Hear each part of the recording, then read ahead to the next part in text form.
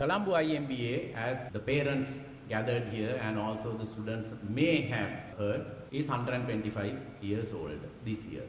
It was established in 1898 by none other than Sir D.B. Jayatilaka. He is here on this wall, my dear students. He was a Buddhist leader at the time, and our first secretary, whose picture adorns this wall, is late Mr. C.S. Disanayaka. He was a Catholic. Actually, it was a Catholic and a Buddhist who came together 125 years ago to form the Colombo Young Men's Buddhist Association. Colombo Young Men's Buddhist Association was formed not only to propagate Buddhism in Sri Lanka, popularize Buddhism in Sri Lanka, but also to start a movement aimed at gaining independence from the British who ruled the country then. And this is where the first independence movement started. And this independence movement was joined by other leaders, Tamil leaders. Ponnambalam brothers joined this movement. Great Muslim leaders like Siddhi Lebbe, Sir Asik Farid, they joined this movement. And then in 1920, they started a landmark movement called the Ceylon National Congress. It was the first national movement to have been established in Sri Lanka. And that was the one saw the struggle through to gaining independence. Now, National Congress later became a political movement, and now it is called the United National Party. So, United National Party was also formed by the Colombo IMBA, although we don't have anything to do with the United National Party now. So, we have played a very remarkable role in shaping the country's history. And in 1947, Professor, when Sri Lanka's first parliament was established, I think council, I don't know what you call it, Mantran Sabhava, probably we call it parliament today. When the first legislative council was formed, out of 101 members, 22 members were from the Colombo IMBA. And also, out of the first 6 heads of state we saw in this country since independence, 5 came through the Colombo IMBA except the late Mrs. Sirimao Bandaranaike. So we played a very important role in shaping country's political history, but of course we made mistakes on the way, and maybe we played a somewhat of a subdued role in the recent years, but country is where it is today, and we need to work together to take the country back to the glorious days it had maybe centuries ago. So, having said that, Light of Asia, this epic, was written by Sir Edwin Arnold. Edwin Arnold wrote it. He was a British poet. He lived in India and set out to write this book. And this book captivated the world at that time. It spread like wildfire in America and Europe. It influenced the life and works of great political leaders in the world. Some of them are Jawaharlal Nehru, B.R. Ambedkar, then Mahatma Gandhi. These political leaders were greatly influenced by this book. So much so, the story goes that B.R. Ambedkar, who was the architect of the Indian Constitution, considered the Buddhist values in writing the Constitution of India, which took 3 years for him to write. And so much so, in his library, which is being housed by a school even today in Mumbai, he has had 2 copies of the Light of Asia book.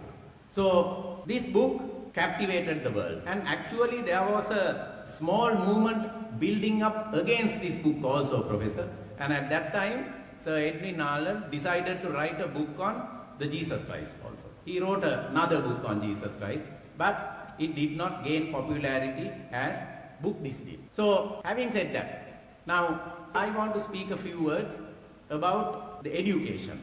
Actually, this is part of education of these children for parents to know. But there are a lot of things we need to inculcate in these children.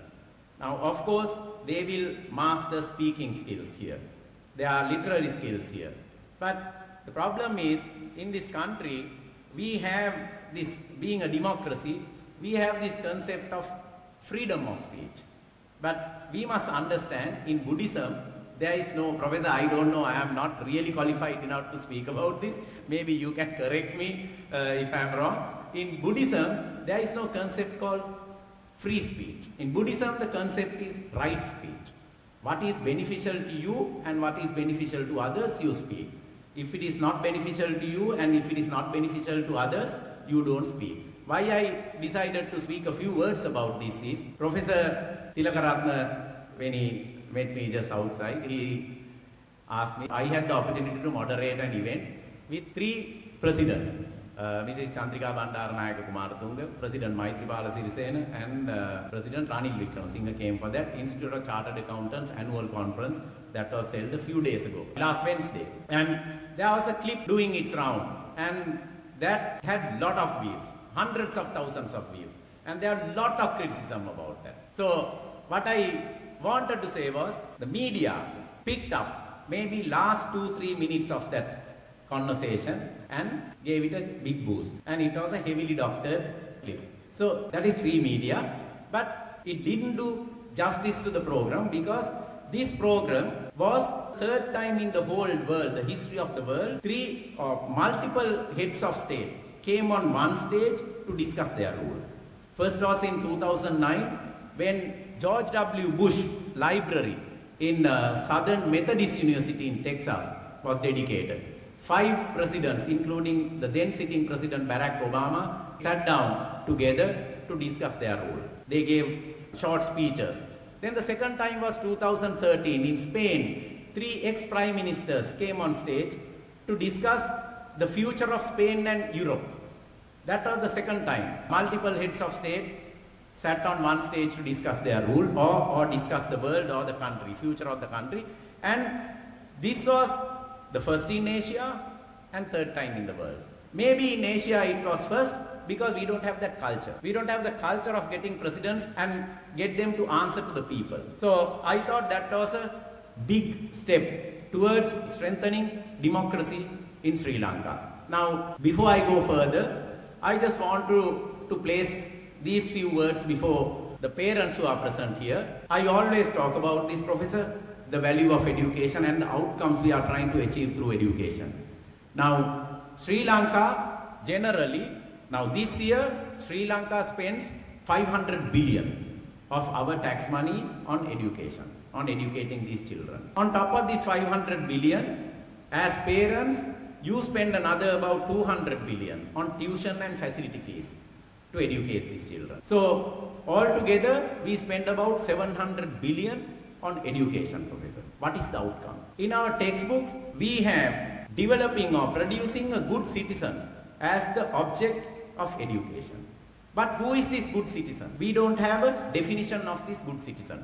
Whether he is a child who gets up in the morning, who brushes his teeth, who goes to school, maybe worships parents, goes to Daham Pasala, maybe gets through O-level, get through A-level, goes to the university, study, finds a job, and earns an income and look after the family. Who is this good citizen?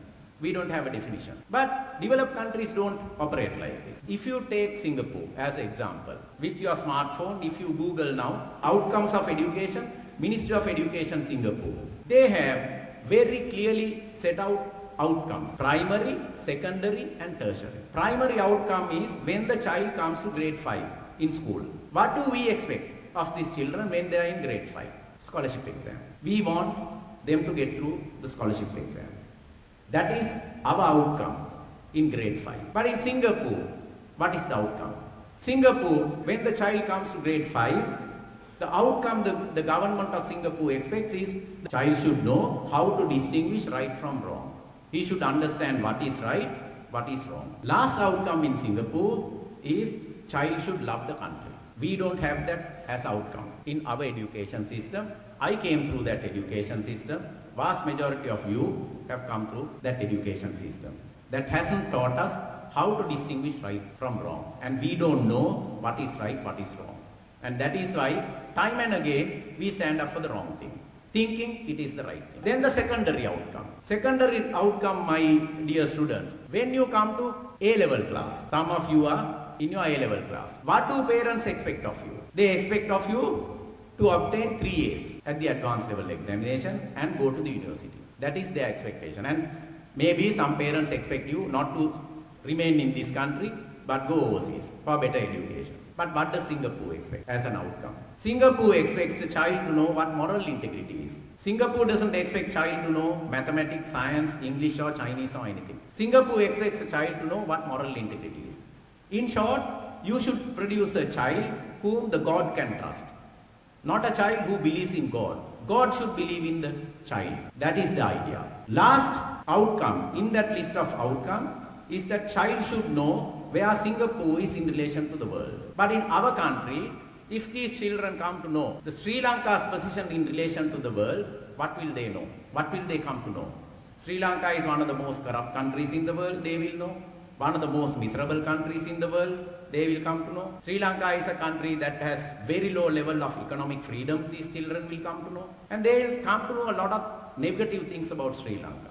And then they will begin to believe that they have been born in the wrong country. They have been born to the wrong family, wrong society. So that is why it's important for us to teach the children what is right, what is wrong, love the country, what moral integrity is, and to learn where Sri Lanka is in relation to the world. Tertiary outcome is what?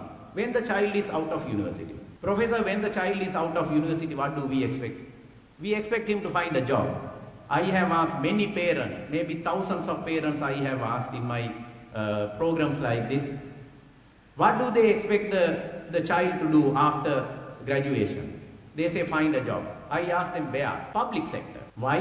Pension and less work. That is our outcome. Singapore, what is the outcome? Singapore expects the graduate to be able to stand up for the right thing and speak for the right thing. And finally, the graduate should be proud of Singapore. We have no such value system. If our graduates start speaking for the right thing or standing up for the right thing, they will not get the job they want in the public sector. They will be denied of that job. So we need to, as children, I think the parents also need to inculcate these things in children. Actually, it's not only the subject education that matters, but the value system we inculcate in these children will take the children far. Otherwise, these children will not be able to go to the world and compete with other children being produced by other countries. In fact, I tell university students also, this evening I am addressing an event like this. There also I will tell the same thing to the youth there. When we go out to the world, we'll have to run to stand still with others. So that is the education system these children are coming from. We are sending these children through such an education system. So as parents, we need to understand where we are and what our journey should be. And we should speak up to get this thing done in this country. We should not be restricting ourselves to just voting governments into power and keeping quiet.